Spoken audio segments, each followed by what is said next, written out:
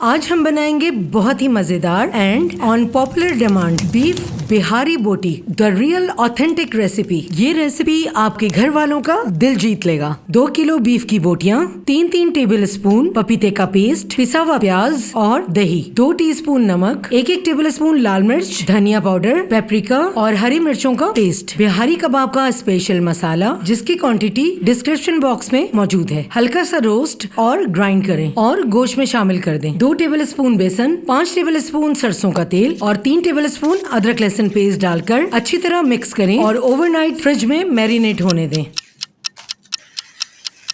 चलिए barbecue start करते हैं। 8 से 10 बोटियां सीख पर लगा लें।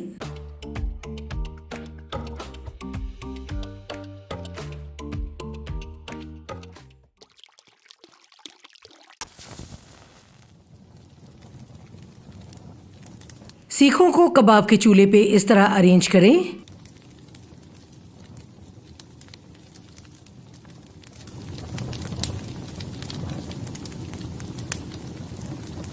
और हर 1 मिनट के बाद सीखों के साइड को चेंज करते जाएं।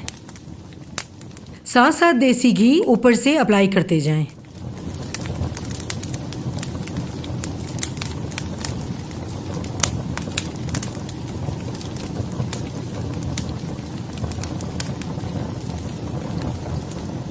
बोटियां दोनों तरफ सुर्ख हो जाएं तो सीखों को चूल्हे से उतारते जाएं।